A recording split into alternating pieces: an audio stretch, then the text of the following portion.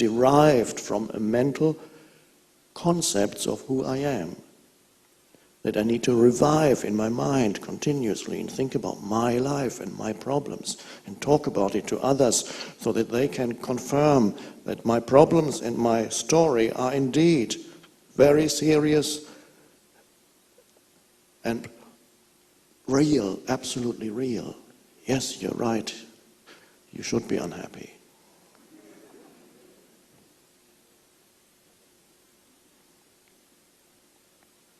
So how can you undo, if you recognize the madness of living in such a way with a noise machine in the head, how can you undo thousands of years of collective mental conditioning, human conditioning?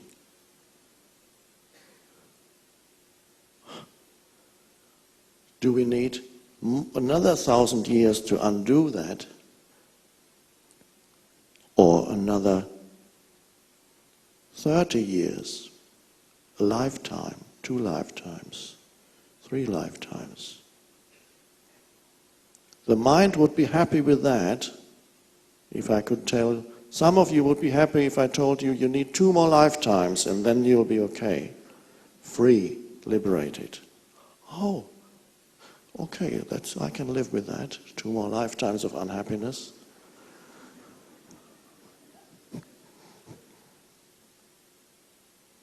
The mind would also be very happy, go away here, if I gave a recipe, a chart for the next 7 years of how to become free of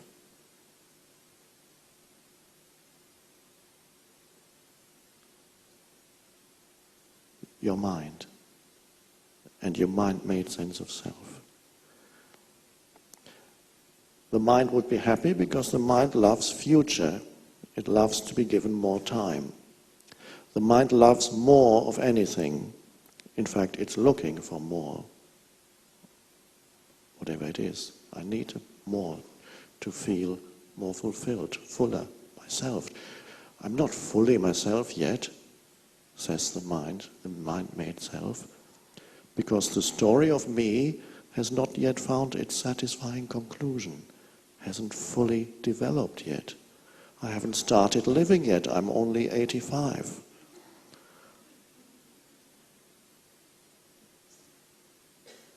I'm still waiting.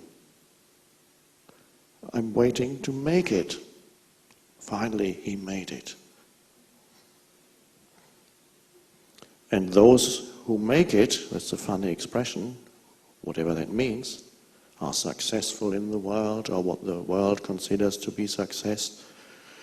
And those who make it, they get a little high, as if in a drug, and then they're just as unhappy as those who haven't made it. I've met many who made it in the eyes of the world, and they recognize it's an illusion. It didn't make me happy, fulfilled, at peace. I still wake up in the middle of the night in fear.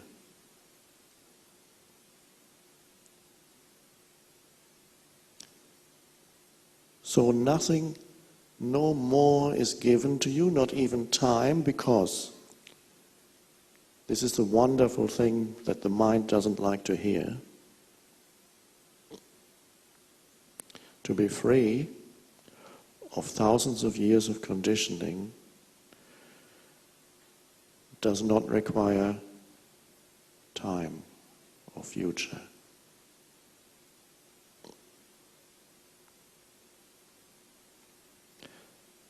At this moment, you can step out of the movement of thought.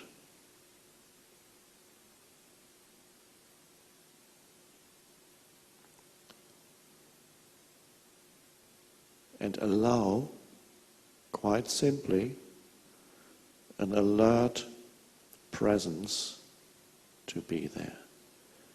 You are not here any longer as the carrier of your personal history.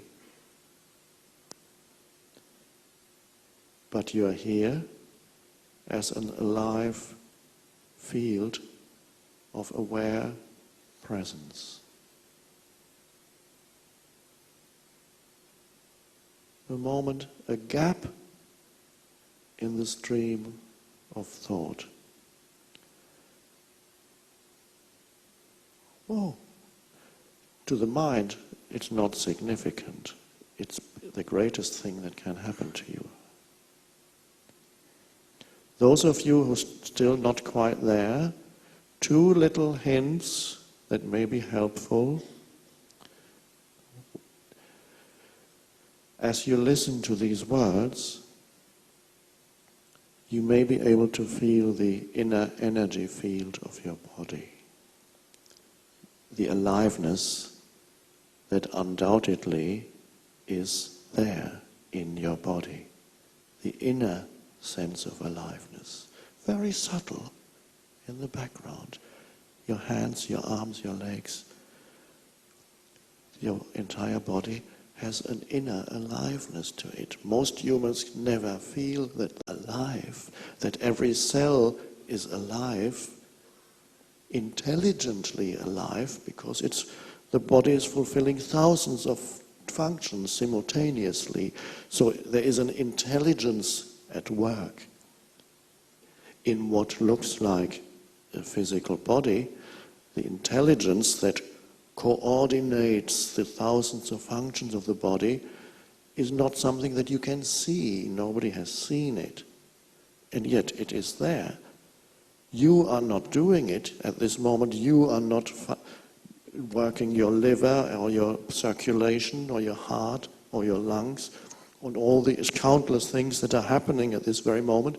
The body is looking after itself. It has its own intelligence that in many ways is greater than what the mind could do. So the aliveness in the body is an intelligent aliveness. And the wonderful thing is when you direct attention there, it removes attention away from thinking. You cannot feel the aliveness of the inner body and think a lot. Doesn't work, because you haven't got, the consciousness is taken out of thinking and moves into the body. Feel that, just feel, and then you become kind of more rooted in your being, not just the physical being, that's the external, but that which underlies the physical. You become more rooted in the being that you are, instead of living in the upper floor, which is the mind exclusively. So as you sit here and listen to the words, have some attention in your inner energy field. Feel that alive presence that you are. Listen from there with the entire being, not just with the head, so to speak. It's a little hint of where your attention is, where your sense of presence is, to be present. You can't be present just in the head. You're just thinking. When you're thinking, you're not present. All thinking is of the past. It uses past concepts. To be present here, as to be rooted in yourself, in being, and to feel that subtle sense of aliveness. And you have enough consciousness or enough attention left to listen to the words. They are not complicated. There's nothing you need to work out in your mind about these words, because they're neither interesting nor complicated. There's absolutely nothing that you work out in your mind. And if your mind is telling you, oh, I have to work that out, no, you don't. It's too simple. So directing, this is one that is helpful for you. You can give you a taste of being rooted in the now, in yourself, in being, and yet not losing the ability to perceive. In fact, whether you perceive visually or through auditory perception or any other kind of perception, in fact, you perceive more clearly when you are not perceiving through the veil of continuous thinking that clouds every perception, that brings past into every perception of the now, because every perception must be now. It brings past, it colors the beautiful moment, it obscures it with past. And that's why people go through life continuously judging and interpreting according to their mental conditioning. They live in a fantasy land, Maya, the veil of illusion. So here, listening as you sit there and sensing that aliveness inside, that helps you to become still inside without losing consciousness. If you became still and were beginning to lose consciousness through having a few drinks, that is not the way we want to go. Then it would be better to be in turmoil and at least there's a little bit of consciousness there, rather than going towards sleep. Yes, it's nice if you become free of your mind a little bit after 3 whiskeys. There's a bit less thinking and you feel better for a while. You start laughing perhaps. For a moment it feels good, but then the next drink again pulls you towards more and more unconsciousness. So you leave the realm of thinking, which has been in the last few thousands of years, the human realm. You leave that dimension of consciousness and move towards sleep or unconsciousness. And there are also some humans that you may have met who are so simple that they can't think very much. We would call them perhaps mentally underdeveloped. And they seem to be happy most of the time. They laugh. And in a way you might envy them. You say, oh, I wish I was happy like them. And yet if you had a choice, you probably would not want to be like them. If somebody said, okay, you can choose to be the village idiot or your unhappy self that you've been for 40 years, which one do you choose? And you would hesitate a moment and say, okay, I'd rather be my unhappy self. Because that is not the way to go for us. Regression to a previous state. Falling below thinking. No. When you step out of thought here and experience the thoughtless state, which is so simple for those who are ready, and many are ready, others are not.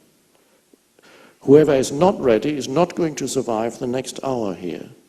It's just too excruciatingly boring.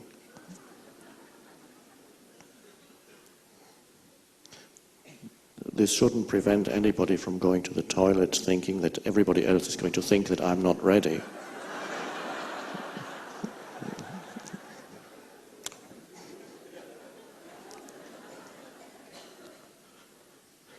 As you sit here, continuously feeling that aliveness, so rooted in yourself.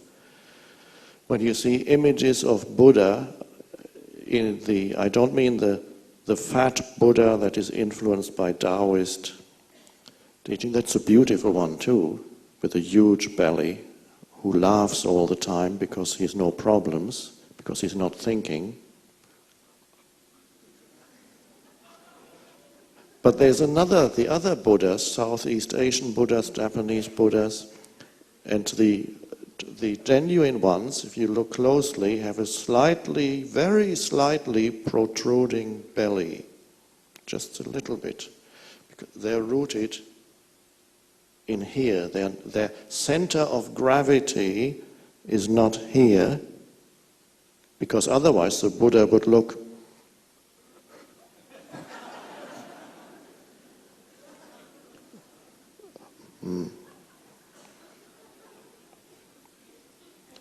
their center of gravity is here, in the center of their perceived body. Ah. And so they rest there. Ultimately, how you sit or walk doesn't matter. That's just a little hint. You don't need to sit in a particular way. Another little hint, because you may realize the essence of why we are here is to get a taste for some of you, or to deepen for others, that state of conscious, thoughtless presence, out of which anything truly new comes. Do you think when Rembrandt was painting, just to choose one example, do you think he was there with a brush in his hand thinking, okay, I wonder what my next brush stroke is going to be? If I put it there, then it may clash with that. I'm not quite sure, but maybe 2 more centimeters to the right. Let's measure it. It might look better over. No. He just looked at the canvas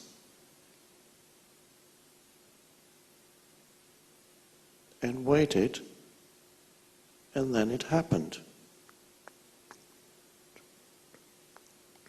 Who is painting?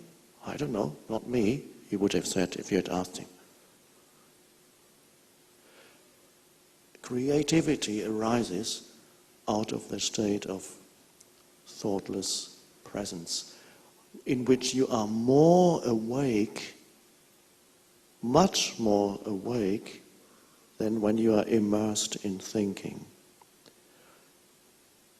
You don't lose the ability to think, because occasionally you have to think. For certain things, thought is very helpful. But thought,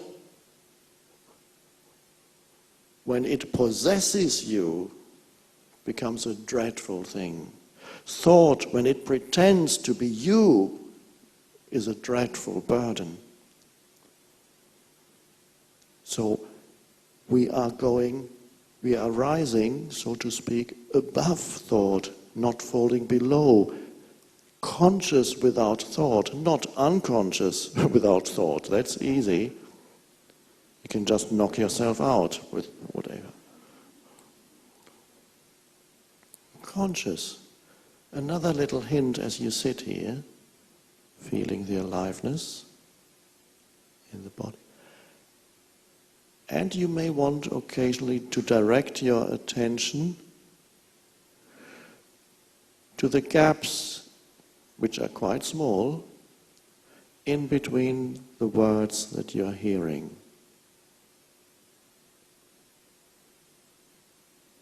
And you may notice you can't think about that. What does it mean? All I'm asking for you is to notice the gaps of no words, in between sentences. Small. Who would ever pay attention to that normally? And yet, what does that do to you when you become aware of a gap? You're not thinking, because it's a gap of stillness, a gap of silence. There's nothing there. So you become aware of what? When you listen to a word, you're aware of the words, the thoughts that have become sounds. But when you're aware of the absence of something, the absence of sound, what is it that you're aware of? Nothing. What does that mean? It means you become familiar with what one could call awareness itself without an object.